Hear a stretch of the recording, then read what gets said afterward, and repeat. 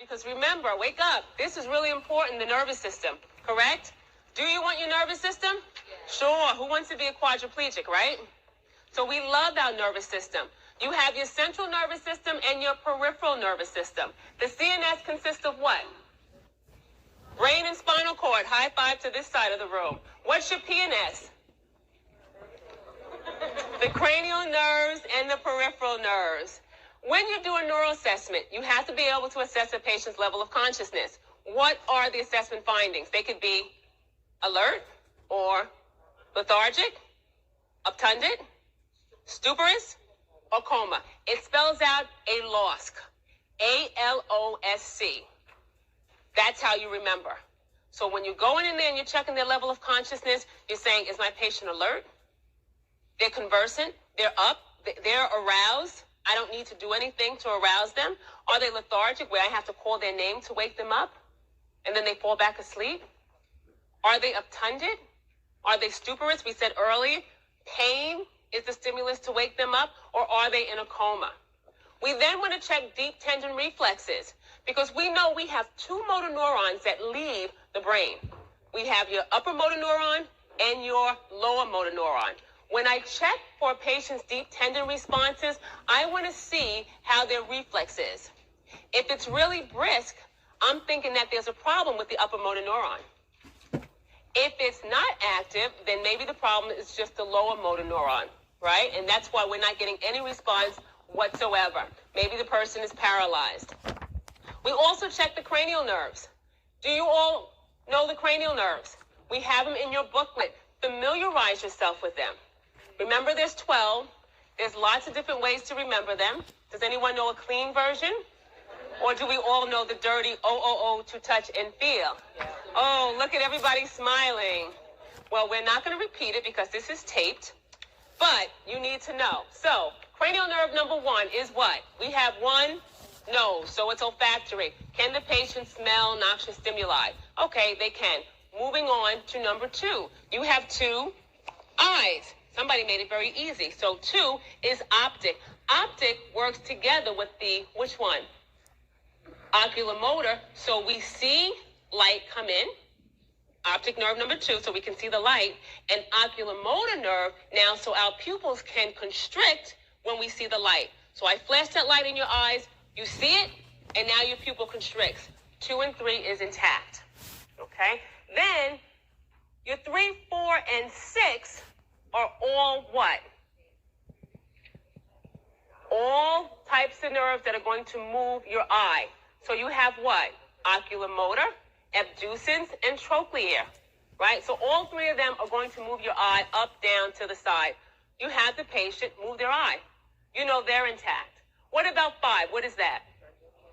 5 is a trigeminal nerve. What do I do for that? Trigeminal is 3 areas, mainly sensory. Here, around the eyes, around the face, and the jaw. So patients should feel in those areas. I can do something sharp.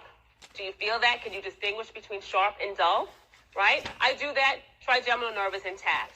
Now we're going to skip, because we already did 6, part of moving the eye. We go right to 7. What is 7? Facial. And we said facial is so you can make facial expressions. So we tell the patient, smile. Is there symmetry? Is this smile even with this? Is this side of the mouth even with this side? Right? A person who has a stroke, are you going to see symmetry when they smile? No. One side will go up and the other side won't. They're not going to have symmetry. What else can we do for facial symmetry? We tell them, poke out your cheeks or puff out your cheeks like that. So now they make their cheeks all full with air. They should be able to do that if that nerve is intact. Then we go to 8. We already said 8 was great because we're able to hear, right? So we have 8. What about 9? 9 works a little bit with 10. When we swallow, we tell the patient to say, ah. The back of the roof of the mouth, the palate, the hard palate raises up, right? And we can see the uvula move up also. We're happy. Patient can swallow. Gag reflex is intact. We're happy. So we just checked 9 and 10. What about 11? Spinal accessory, what are we doing? Shrug your shoulders. I'm going to tell you to pull your shoulders up, and I'm going to press them down I want to check how strong your trapezius muscle is, or I'll tell you to turn side to side, and I'll say, move your head against my hand, and I want to see if you can push my hand away, because I want to see how strong the sternocleidomastoid muscle is. And then finally, we get to the 12th cranial nerve, and you are like done. Once you memorize the cranial nerves, you are so excited, you can say, I did it. And sticking out your tongue is how we assess the 12th cranial nerve, hypoglossal, and you're done. So you're living to get to that moment, right? So you get there. It's important to know the cranial nerves, because when your patient has neurological problems, you want to be able to assess them to see if there's a problem so you can call the doctor, okay? So that's our cranial nerves. Do we check for pupillary reactions with the nervous system? Why? What are you going to think if the patient comes into the hospital, you're the ER nurse, and the pupils are blown, they're fixed and dilated? What are you thinking? Increased intracranial pressure, correct? Something is pressing on that nerve, and it's a problem, because now the pupils are not responding, right? That the pupil is fixed. So that's a problem. So we always check pupillary reactions.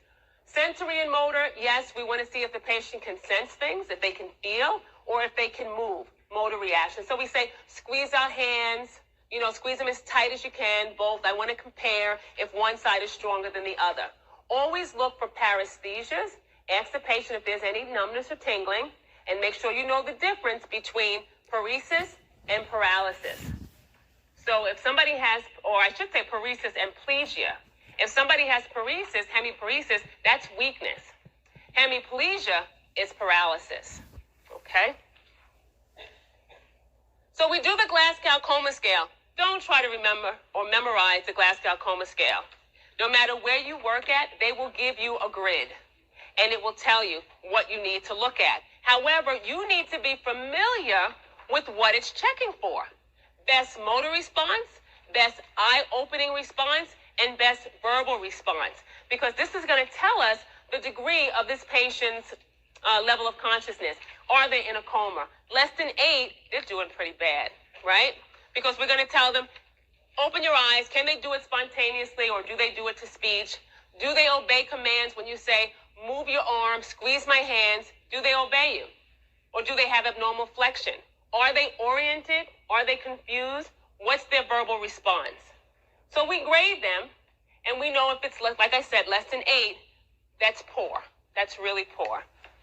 Not getting oxygen. Remember, the heart muscle is made up of cells, so these cells are not getting enough oxygen, and they let you know by causing pain. So this person has angina, could be narrowing of coronary arteries, maybe spasms, fat, a thrombus, squeezing substernal pain. It usually radiates, but not always. Some people have atypical findings. The EKG will show